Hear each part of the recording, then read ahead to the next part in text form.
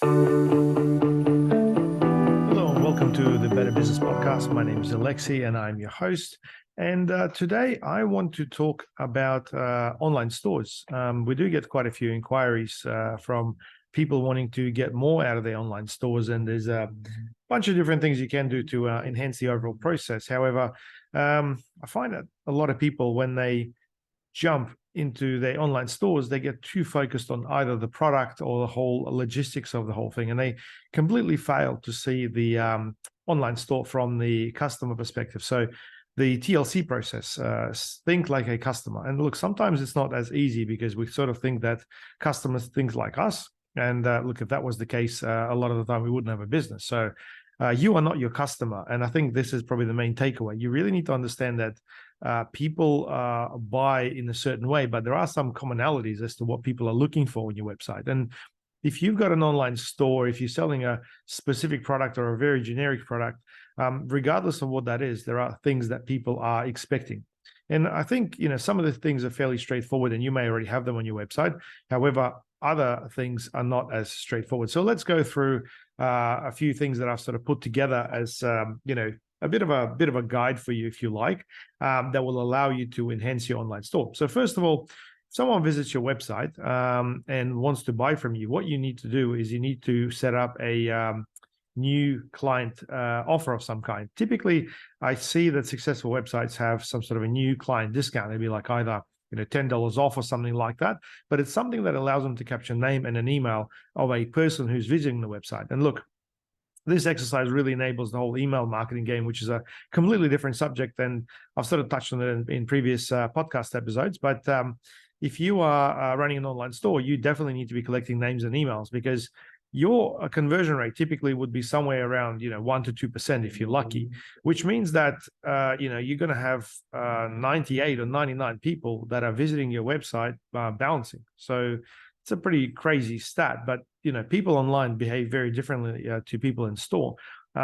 People are doing a lot of research before they buy things. So having that new client offer of some sort, and I quite like doing a new client discount, because once you acquire that client, you can typically bring those people back to buy other things. You can get a conversion rate of about 10 to 15%, depending on the attractiveness of your offer. So definitely put something together and make sure that you can activate something like that simply through something like a coupon code. So if someone fills out a form, they receive an email with a coupon code that they can redeem. The interesting thing I find is that a lot of people who have that set up on their website actually get quite a lot of people, opting in for the discount, but they never end up using it. So it's quite a fascinating factor, but it's just what happens. I guess 1 out of 10 people who opt in the case of our online store, does that. And by the way, I run an online store selling smoke alarms, and it's been quite successful. And I will record a separate episode about it at some stage, but this online store I've used as a bit of a playground, and this particular store has done 7 figures in 7 months since we've launched that in 2021. So it has been quite a successful business. Now, the second thing that you would want to look at, which is fairly straightforward, is free shipping. Now, free shipping is something that people expect, but if you don't put that in a visual sort of section of your website that people can see it, even if you do have the free shipping condition set up on your website, people will be less likely to actually buy from you. So having that right on the top of the website, saying that offers over $100, orders over $100, or orders over $300, whatever that is, get free discount, free shipping, sorry, definitely makes a big difference. And I think it's just really about having that condition and also making sure that it's visual. So if you do that, you definitely will get more conversions. And I've seen that many times, that people are selling the same product. One company would charge for the product and the total price would be about the same. People would still choose the free shipping. It's just a subconscious of getting something free. Now, limited type promotions work really quite well as well. If you have certain products you're selling on your website, running a sale price and putting a bit of a urgency on it, end of financial year or mid year sale or end of year sale or something like that, definitely gets people thinking that there is an urgency factor behind the scenes. So I know that some businesses go for the premium product and they've got that premium positioning with no discounts. I totally get it. I respect that. However, majority of people that are in fairly competitive markets, even though your price may be in par with your competitors, it's a good idea to run a sale price. And look, if you look at the suppliers of your product, there's typically like a recommended retail price, so you can actually drop from that, and you typically end up looking a lot more attractive as well. So it really depends on, I guess, the products that you're selling, but having a limited promotion of some kind definitely works. This is why end of financial year sales work really well. Whenever we send out an email blast for our customers, people seem to sort of take you up on that offer. And look, there is a genuine reason for that, because obviously things change due to tax reasons, and people are wanting to claim. In B2B, that's definitely a very big point of selling. Bundling offers is another really good tip that I can give you, because if you combine a few products together and create an offer around that, you're not only able to sell more, but you're able to increase the overall transaction amount, which obviously optimizes things in terms of the shipping side of things. So you don't have to pay for shipping for each individual item. You basically can send them out all at once.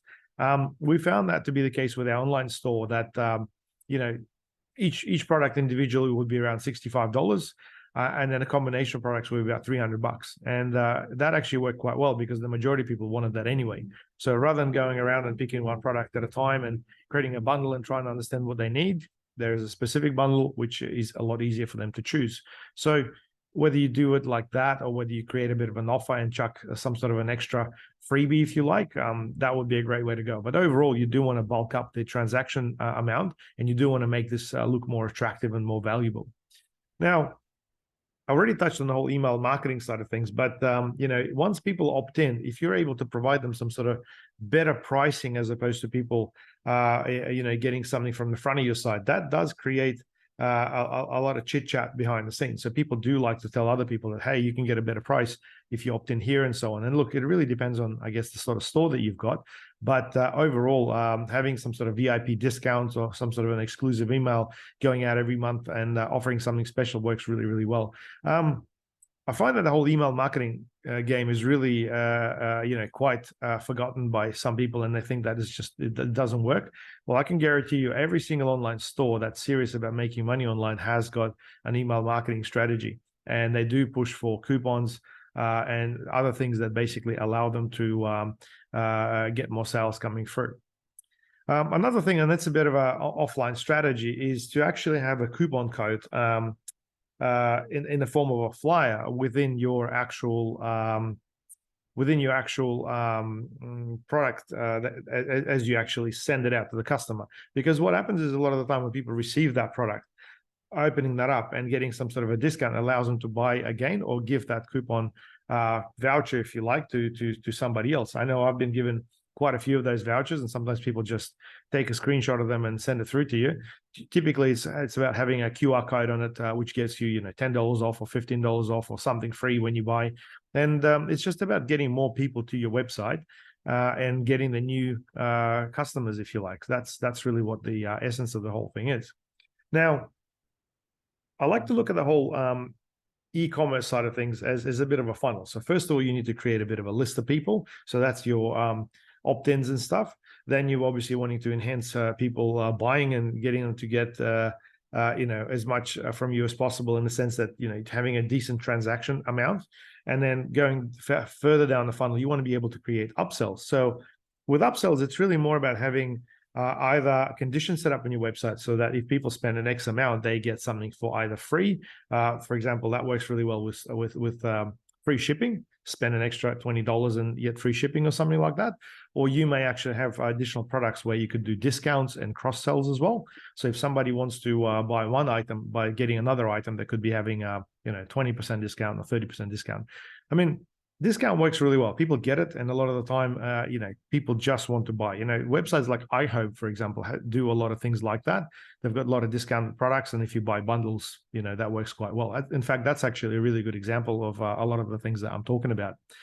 Now, finally, having a remarketing feature on your website works really, really well. And why I call it feature is because you can do remarketing in so many different ways. The simplest form, in my opinion, would be to actually have abandoned carts through email. And what you can actually do is, when people are starting to check out, a lot of people, start to complete the form and then they sort of drop the ball and go elsewhere. And people wonder, why the hell does that happen? Now, the main reason for that is a lot of people are trying to figure out the shipping costs, and they basically would put in as much information as needed to get the shipping costs estimated, and then from there they'd go elsewhere. Now, if you change the flow of your online store and get people to fill out their name and email along with address or whatever, you'll be able to store that data, and then from there use that for your remarketing and also your email marketing as well. Now, the abandoned carts remarketing, there's quite a few plugins, whether you're using Shopify or whether you're using e-commerce. You can basically set up in such a way that, let's say an hour later after the person has left that cart, they get an email saying, hey, your cart's still there. Did you want to sort of complete that? And the following day, you could say, hey, get a whatever discount and complete your transaction and so on. It works very well. And there's really quite a few good products off the shelf. I find that the whole email side of things does make things very personal. If you get that within a very, very short period of time, it does get your attention. I'm not a big fan of SMSs and stuff like that, although I do know a couple of sites that push for like SMSs when it comes to remarketing. I do find it a bit too invasive, but email marketing, I think, is just fine. Now, on top of that, obviously having remarketing through Facebook and Google really works quite well, because look, a lot of the time people just need an extra reason in order to complete their checkout. They may be looking for shipping through the process, or maybe just genuinely wanting to go and check out something else, and half the time you get distracted and do something else. Like we just multitasking too much when we're online these days, and I think remarketing is definitely the way to go.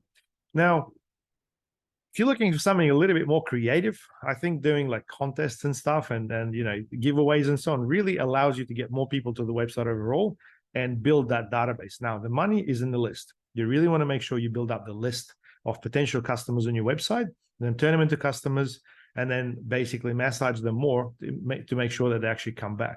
You want to build a genuine relationship with those customers to make sure that they receive good service, get quality products, and say good things about you. So I know that a lot of people would say, hey, how about reward programs and stuff like that? Look, personally, I haven't really been too successful with reward programs. I think there's way too many reward programs that are out there. If you're able to tap into something like, Corners points or something like that, I think that's a great idea, because just about everyone's got them. But if you're setting up your own, I don't know. I've worked with some really big companies, and I'm honestly not sold on the whole thing as well. The whole affiliate side of things, on the other hand, may work quite well if you do have people continuously, mentioning your products and so on, and maybe setting up like partner tiers as well. That could work really well as well. I mean, it really all depends on your business, and I do come across so many different online stores, anything from pet products to niche specific products that you wouldn't even think about. So it's very difficult to sort of generalize in this case. But I find that if you're able to focus on building the list, if you can focus on creating genuine value around what people are buying, and make that a win-win, I think that works really, really well. Now, with a lot of the websites we built and we've enhanced, I found that you really want to minimize the scrolling. You want to make sure that people can get to the action without having to scroll too much. So if you can put all the key components on the top of your site to address all the customers' concerns, that would be really good. Like in our case with the smoke alarms, we put the 90-day money-back guarantee, the free shipping, the Australian standards compliant, the fact that we send within 48 hours and so on and so on. It really does create a bit of a peace of mind. And we base that on the things that people were asking us all the time. And the way we've done that is by putting a phone number on the website. I know that sounds pretty crazy. If you're marketing pretty hard, your phone's going to go pretty hot. However, that is a surefire way for you to obtain some real customer feedback and really get some transactions going. I do recommend a few customers that are capable of handling those phone calls or potentially getting a VA. That's not a bad idea as well, to have a phone number right on the top of the site, because there are still quite a few customers that are wanting to ask questions and they can't be bothered reading through everything. They just want to speak to somebody. Now, on average, you'll probably be getting 20 to 30 phone calls a day or something like that, most of them resulting in sales. So I think it's definitely worth the while, depending on the business. And if you can't handle those inquiries yourself, get a VA. The guys from the Philippines are awesome. You just have to get somebody who speaks decent English and is able to understand how your business operates. Anyway, guys, it's a huge subject of enhancing online stores. I thought I'd just summarize some of the simplest things that could potentially help people starting out. If you've been in the e-com game for quite some time and you've got some other things that are working really well, if you could share, that would be great. If you enjoy my podcast and my little tips here and there, please make sure you subscribe to my channel and share this with your friends. I would really appreciate that, guys. Anyway, that's all for today for the Better Business Podcast. My name is Alexei, and I'll chat to you soon.